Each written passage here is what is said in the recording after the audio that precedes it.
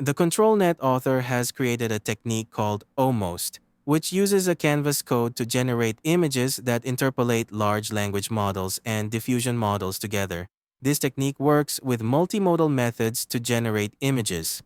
As you can see, there are different examples on their GitHub page. They are using a concept called a canvas. On this canvas, they have each edit location, and each location is described by text prompts that specify what it does in that specific area. After generating the code, you can press Render Image, and it will show a dinosaur like this one. This is a new concept to control the areas in an AI image, dictating what will appear in those regions and how the AI image structure works by using code called Almost conditions. This code structure is very similar to JSON file condition coding. Each detail is a text prompt that passes into a large language model to generate a dinosaur or, in the previous example, a dragon. The dragons are transformed into dinosaurs in these regions of the AI image. It uses a 9-location divided areas concept to see in one canvas and in each region.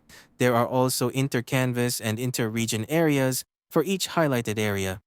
This concept uses a binding box where you can divide small areas or even large areas for drawing objects or filling in colors within the AI image. Their concept uses distance to the viewer and HTML web color to create this canvas and pass it into the diffusion model to generate the AI image.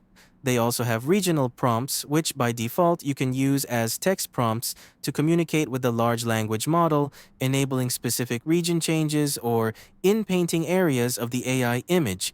As we can see, there's instant diffusion also included here. Dense diffusion integration is coming soon, so this is an ideal concept. There's a better, easier way to understand this. Imagine we have two cats in an image, and the black and white cats are represented in different region areas.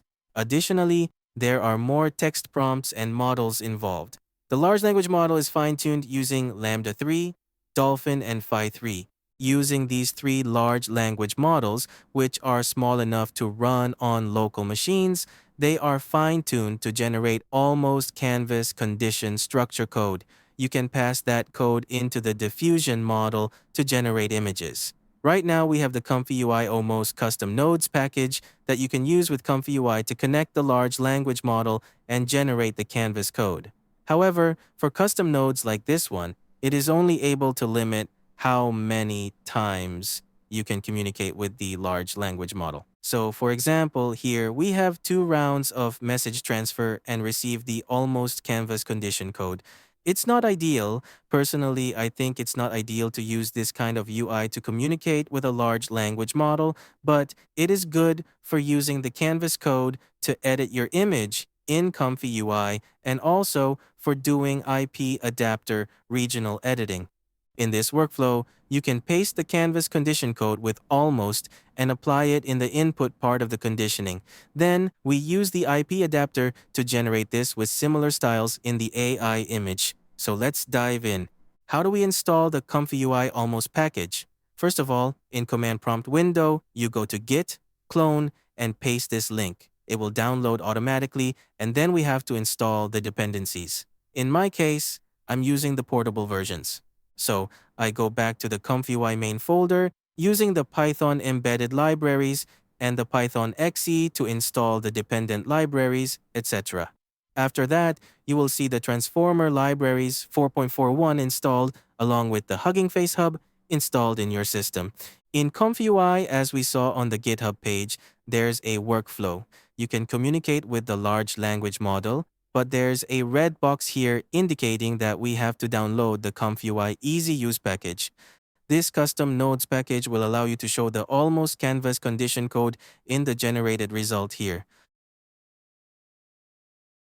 So right now, after installing it, there is no red box error. It is all functioning correctly, and I got the result code generated here. It will take a few minutes to generate one canvas code, so I won't do a real-time generation here. But you will get the idea that using a node-based interface like ComfyUI limits how many rounds of communication we can have with the large language model. This is another example where we can input the Canvas condition code after generating it in this workflow. For example, I copy and paste it here as the input canvas. Using that canvas and combining it with the IP adapter, passing along in the K-sampler conditioning, we can generate an image. For example, I have a Volkswagen with a foreign background, and it will use a mask to convert the mask to an image, to prompt within a region of an AI image to change its style. So it will look like this one, where the Volkswagen kind of looks funny. We have a sofa with a girl sitting, and it is guarding the Volkswagen logo. The background is kind of nice, but you get the idea of what is going on here. So here's another example. I'm using a living room for the IP adapter, and we have the Almost Canvas condition code. Right here, this will be the location where the large language model is going to be installed. In the ComfyUI main folder, we have the Hugging Face subfolder, and we have the fine-tuned model here, which is the almost large language model, fine-tuned Llama 3. We have two safe tensors files of the Llama 3, which are going to be located here, as well as the clip visions from OpenAI that is also in the Hugging Face subfolder. So let's check out how to install the Almost Web UI by itself without using ComfyUI. First of all, we have to install the Almost GitHub project by using the git clone command. Then we go into the Almost subfolder. Inside the Almost subfolder, we start by creating a Conda virtual environment using Python 3.10. After that, it will confirm everything and look for the package to install Python version 3.10. It will extract all those packages. Make sure you press Y to confirm everything. Then it will start extracting the virtual environment in your system. You can start by doing conda activate almost to start installing the other libraries and any components that you need. So, in the virtual environment of almost, we use the pip install command to install Torch and Torch Vision, specifically using the CU 1.12 versions of PyTorch. Then we scroll down to the history of my installations here. As you can see, there's a lot of installations going on, and after that, we are going to use the Python gradio app.py command to execute the web UI in our web browsers. Then we go up to here. As you will see, there are lots of other libraries installed.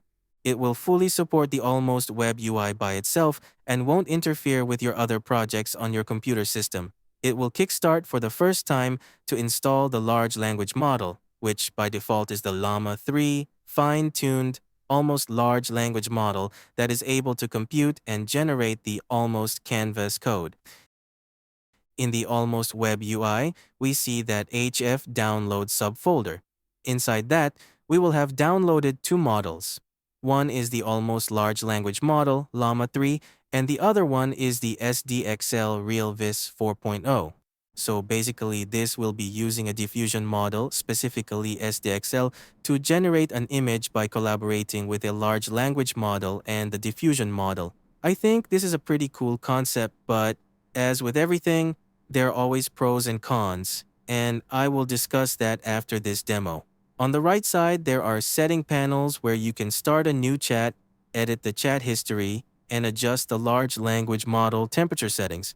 For the diffusion model, we have the sampling step, CFG scale, etc. to configure the settings. On the right panel, we can see the chat history that I just did. This is the canvas code. After the canvas code is generated, we have to click the render image button to render this image. This is a very simple text prompt. It's not even a text prompt. It's just natural language that I typed, and it will be able to generate a bunch of canvas code as a result. So let's change the objects here. For example, I changed the horse to a dragon. So the young girl is sitting on a red dragon.